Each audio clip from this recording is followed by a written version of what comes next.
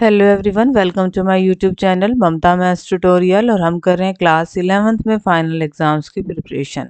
पिछले session March 2024 में जो क्लास 11th का फाइनल क्वेश्चन पेपर आया था, हम उसे सेक्शन वाइज डिस्कस कर रहे हैं।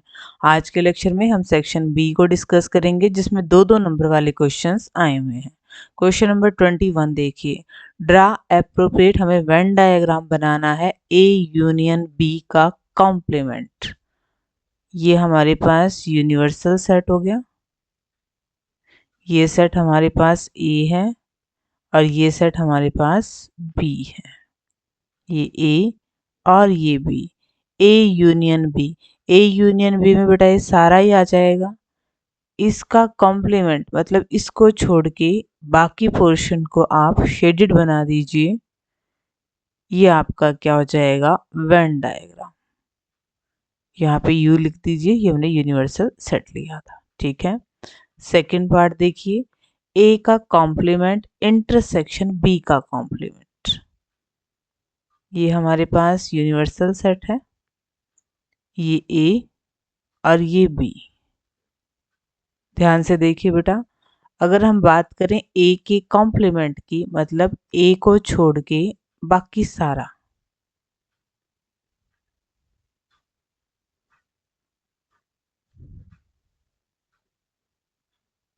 ये आएगा। फिर है बी कॉम्प्लीमेंट, बी को छोड़ के बाकी सारा। यह मैं एक बार पेन चेंज कर लूं ताकि आपको क्लियर हो जाए। बी को छोड़ के बाकी सारा मतलब ये सारा पोर्शन आएगा।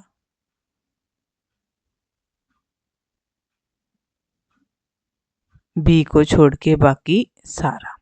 अब इनकी भी इंटरसेक्शन, मतलब वो पोर्शन आप देख लो जिसमें दोनों ही कलर्स की लाइन है। एक तरह से हमारे पास यही बनने वाला है। इसमें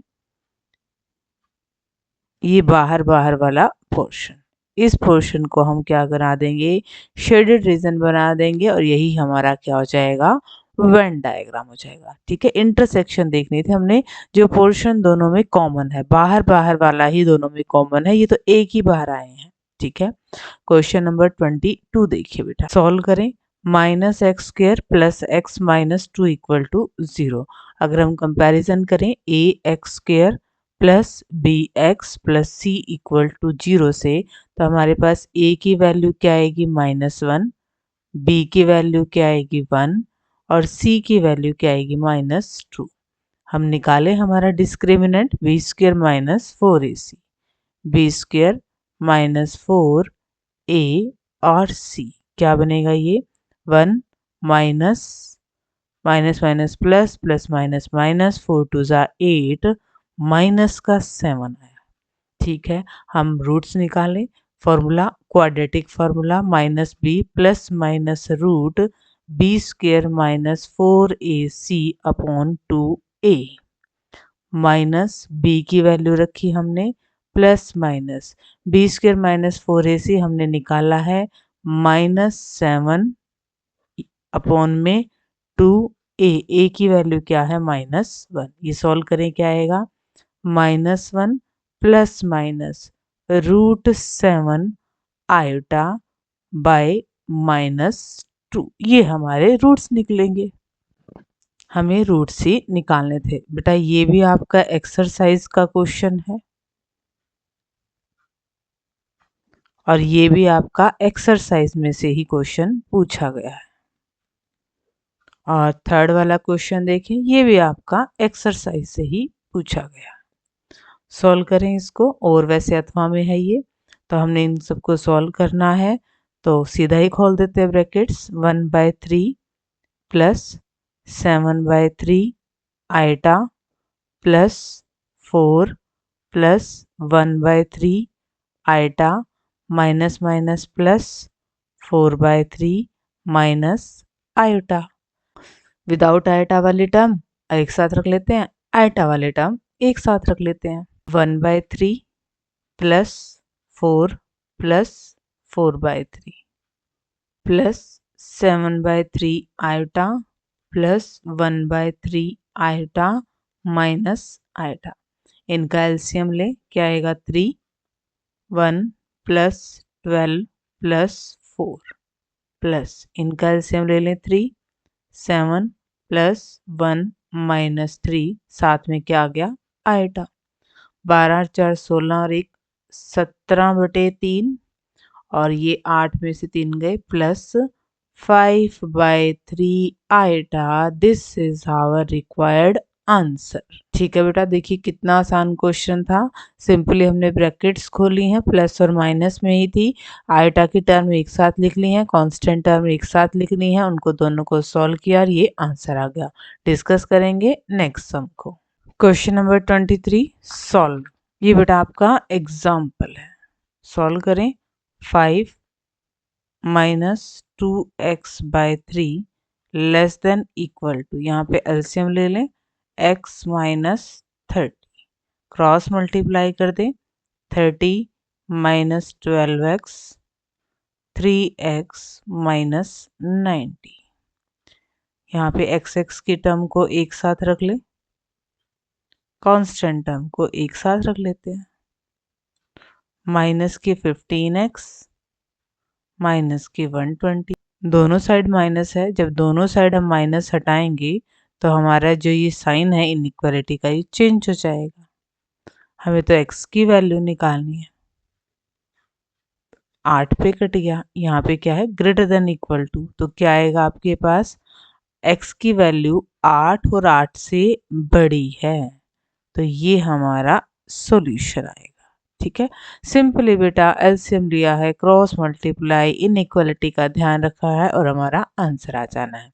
question number 24, how many terms of GP are needed to give sum. GP की कितने टर्म्स का सम ये आएगा। तो हमें क्या बताना है, S N equal to 3069 upon 512।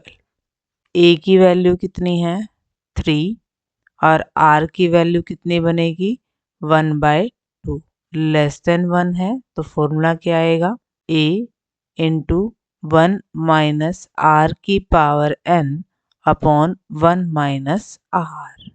ये है 3069 अपॉन 512। बेटा आपकी बुक में एग्जाम्पल है, वैल्यूज पुट करें। a की वैल्यू हमने रख दी है 1 माइनस आर की power n upon 1 minus 1/2 equal to 3069 upon 512।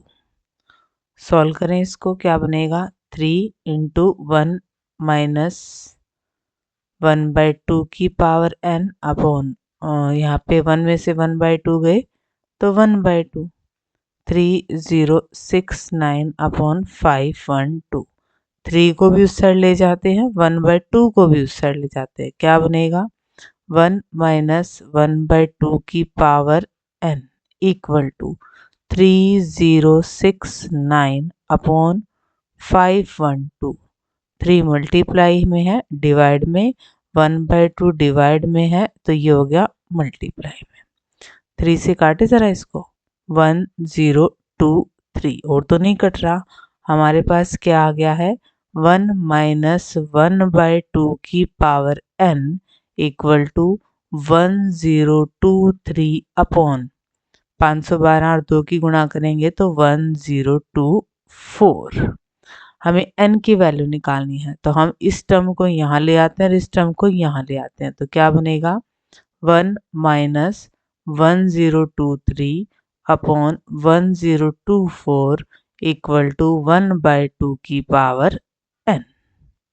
अब यहाँ पे एलसीएम लेके घटाएंगे तो क्या बनेगा, ये यहाँ लिख लेते हैं 1 अपॉन 1024 इक्वल टू 1 अपॉन 2 की पावर n, और इसको हम लिख सकते हैं 1 अपॉन 2 की पावर 10। 1/2 की पावर n कंपैरिजन करेंगे तो n की वैल्यू क्या आ जाएगी 10। This is our required answer.